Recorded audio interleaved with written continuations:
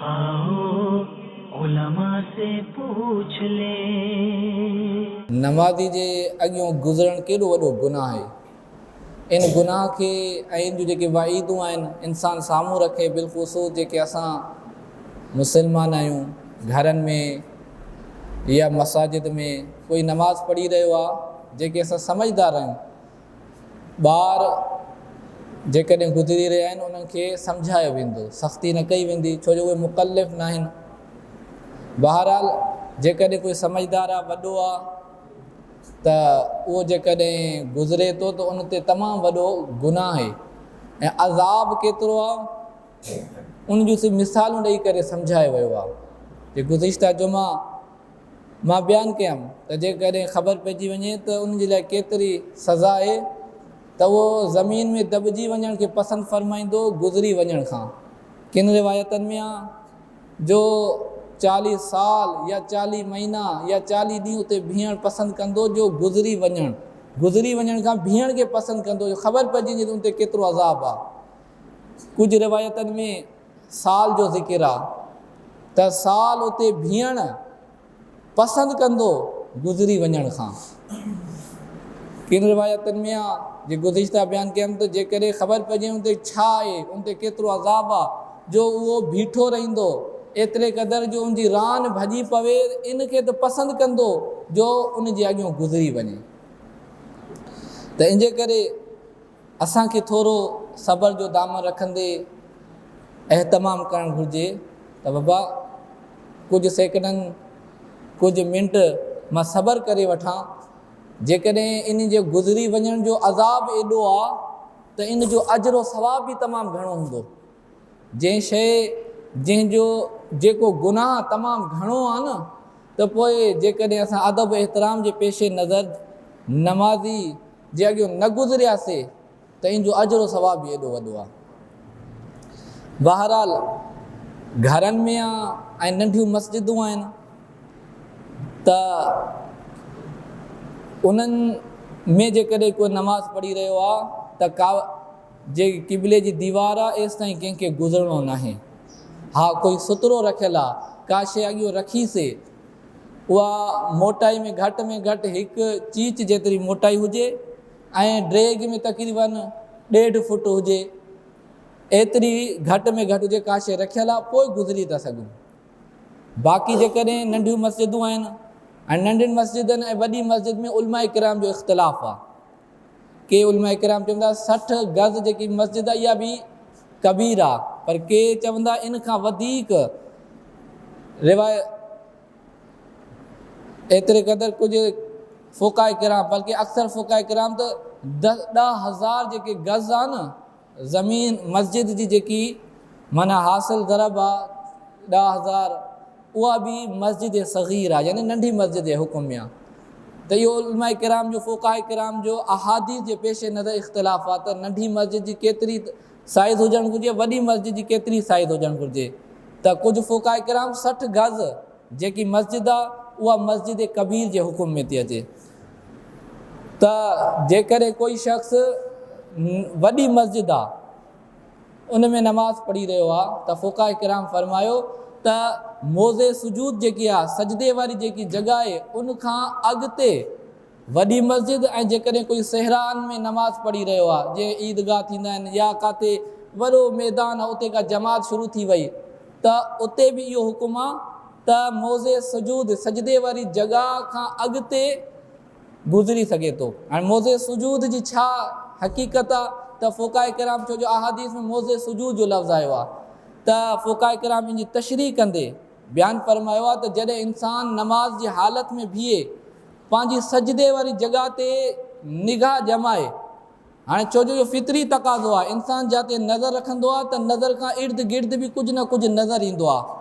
त हाणे क़याम जी हालत में बीठो सजदे वारी जॻह ते निगाहे, हाणे सजदे वारी जॻह ते नज़र रखे था ॾिसे उन जी हद में केतिरी केतिरी जॻह थी अचे, इहा मोज़े सुजूद आहे। सजदे वारी जॻह ते निगाह जमाए, हाणे 2 सफ़ा थियूं अचनि, 3 सफ़ा थियूं उनजी निगाह में अचनि थियूं, इन खां अॻिते वॾी मस्जिद ऐं सहरा में गुज़री सघे थो, इन जे अंदरि नथो गुज़री सघे। तंहिंजे करे कुझु फ़ुक़हा किराम पंहिंजी तहक़ीक़ जे मुताबिक़ गज़ जे एतबार सां बि बयानु कयो। कोई चवंदो 3 गज़, कोई 4 गज़। इहो उलमा किराम जो तहक़ीक़ात जे एतबार खां इख़्तिलाफ़ आहे। बाक़ी हर कोई पंहिंजी जॻह ते हक़ आहे। असां पंहिंजी जेकॾहिं तहक़ीक़ कंदासीं, जेको हुकुम आहे सजदे वारी जॻह ते निगाह जमाई ते, हाणे ॾिसूं त मुंहिंजी जेके आहिनि इहाते में सजदे वारी जॻह ते बि निगाह हुजे, ऐं केतिरियूं सफ़ा मुंहिंजी जेके आहिनि नज़र जे इहाते में अचनि थियूं, उहो मौज़े सुजूद आहे। यानी उन जे हद में मां नमाज़ी जे अॻियां नथो गुज़रां, उनखां अॻिते गुज़री सघां थो। इहो शरीयत जो हुकुम आहे, त इन ते अमल करणु घुरिजे। बहरहाल अॼु मां जे ॻाल्हि खे बयानु कंदुमि इंशा अल्लाहुल अज़ीज़। तकबीर तहरीमा, नमाज़ जी शुरूआत थींदी आहे त असां हथ खणंदा आहियूं, अल्लाहु अकबर। तकबीर तहरीमा में रफ़ुल यदैन, रफ़उन अरबी में चइबो खणण खे, कंहिं शइ खे बुलंद करण खे। यदैन यद, यद अरबी में हिकु हथ खे चयो वेंदो आहे, यदान अरबी में 2 हथनि खे चयो वेंदो आहे। हाणे इन हवाले सां इन में कुतुब अहादीस में गौर फ़िकिर कंदासीं न, असांखे मुख़्तलिफ़ हदीसूं मिलंदियूं। हाणे पहिरियों मां उहे हदीसां बयानु कंदुमि, ऐं पोइ इमाम आज़म अबू हनीफ़ा जो मौक़िफ़ बयानु कंदुमि। त इमाम आज़म अबू हनीफ़ा जो जेको मौक़िफ़ आहे सभिनी हदीसनि ते अमल कराइणु आहे। जो इमाम आज़म अबू हनीफ़ा छा कंदा आहिनि, जो सॼियूं हदीसूं सभु हदीसूं हिकु मौज़ू ते साम्हूं रखंदा आहिनि, पोइ इन में ततबीक ॾींदा आहिनि। ॾिसंदा आहिनि कोई नासिख़ मनसूख़ त न आहे, अहिड़ो कोई अमल त न आहे पहिरियों हुयो बाद में न। जेकॾहिं नासिख़ मनसूख़ जो कोई हुकुम न मिले त पोइ हुकुम अहिड़े तरीक़े सां ॾींदा आहिनि जो सभिनी ते अमल थी वञे। त इन हवाले सां हिकु हदीस पाक सही बुख़ारी मां 828 नंबर हदीस, तेज़ी सां मां हदीसां बयानु कंदो थो हलां, ख़ासि तौर ते मौज़ू जे हवाले सां, जो तकबीर तहरीमा जे वक़्तु हथ केसि ताईं खयां वेंदा हुआ।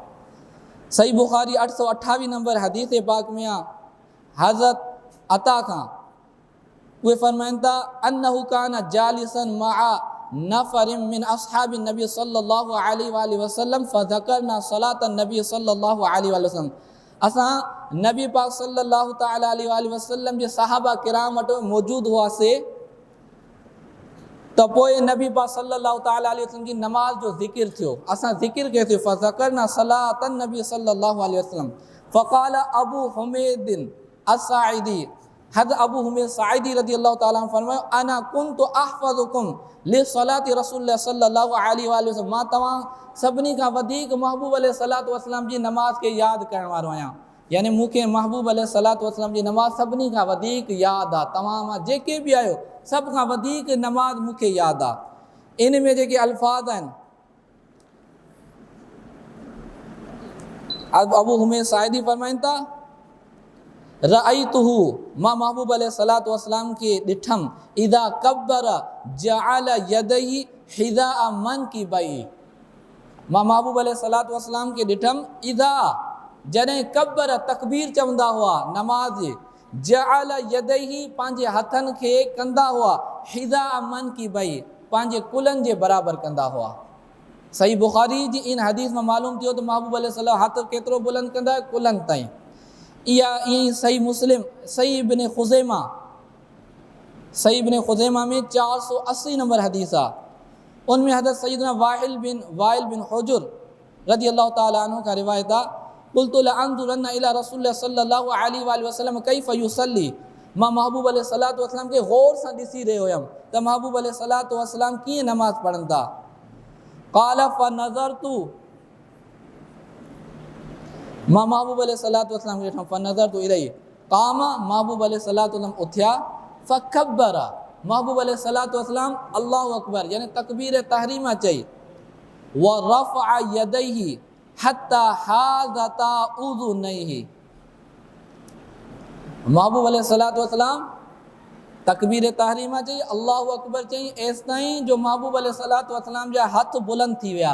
हथ केतिरा, हाज़ता उज़ुनैहि, महबूब अलैहिस्सलातु वस्सलाम जा हथ कननि जे बराबरि थी विया। पहिरीं हदीस में हुयो कुलनि ताईं, ऐं सही इब्न ख़ुज़ैमा जी 480 नंबर हदीस में महबूब अलैहिस्सलातु वस्सलाम हथ मथे कया एतिरे ताईं जो कननि ताईं बुलंद थी विया। इहे सही मुस्लिम में हदीस पाक आहे 769 नंबर, हज़रत मालिक बिन हुवैरिस खां, उहे फरमाया अन रसूलुल्लाह सल्लल्लाहु तआला अलैहि वसल्लम कान इज़ा कब्बर रफ़अ यदैहि हत्ता युहादिया बिहिमा उज़ुनैहि। महबूब अलैहिस्सलातु वस्सलाम तकबीर तहरीमा जॾहिं चवंदा हुआ हथनि खे बुलंद कंदा हुआ, हत्ता के महबूब अलैहिस्सलातु वस्सलाम जा जेके हथ मुबारक आहिनि कननि जे बराबरि थी वेंदा हुआ। हत्ता युहादिया बिहिमा उज़ुनैहि, कननि जे बराबरि थी वेंदा। ईअं सुनन नसाई जा बि इहे अल्फाज़ आहिनि। फलम्मा हज़रत वाइल पंहिंजे वालिद खां फलम्मा इफ्ततह सलात, महबूब अलैहिस्सलातु वस्सलाम जॾहिं नमाज़ शुरू कंदा हुआ कब्बरा व रफ़अ यदैहि हत्ता हादता उज़ुनैहि। सुनन नसाई हदीस नंबर 879, यानी महबूब अलैहिस्सलातु वस्सलाम जॾहिं नमाज़ लाइ तकबीर तहरीमा चवंदा हुआ हथ कननि ताईं बुलंद थी वेंदा हुआ। इन मुताबिक़ ऐं मुस्नद अहमद बिन हंबल में हदीस पाक मूं वटि जेको नुस्ख़ो आहे उन जे मुताबिक़ 16,099, किन नुस्ख़नि में इहा मां तहक़ीक़ कयमि त 15,668 नंबर हदीस आहे।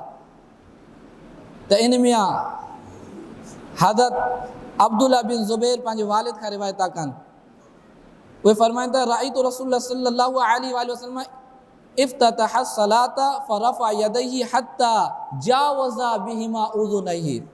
महबूब अलैहिस्सलातु वस्सलाम पंहिंजा नमाज़ शुरू फरमाई, हथ बुलंद कयूं एतिरा जो महबूब अलैहिस्सलातु वस्सलाम जा हथ मुबारक आहिनि कननि खां तजावुज़ करे विया। ऐं इहे सभई हदीसां साम्हूं रखो, पहिरीं में हुयो कुलनि ताईं कननि ताईं, हाणे इन हदीस पाक में महबूब अलैहिस्सलातु वस्सलाम हथ बुलंद कया एतिरे ताईं जो हथ जेके आहिनि कननि खां तजावुज़ करे विया, कननि खां अॻिते हलिया विया। ईअं मुस्नद अबी याला में हदीस पाक हज़रत सैयदना बरा बिन आज़िब खां उहे बि इहे फरमाइनि था राइतु रसूलुल्लाह सल्लल्लाहु अलैहि वसल्लम रफ़अ यदैहि हीन इस्तक़बल सलात हत्ता राइतु इबहामैहि क़रीबम मिन उज़ुनैहि।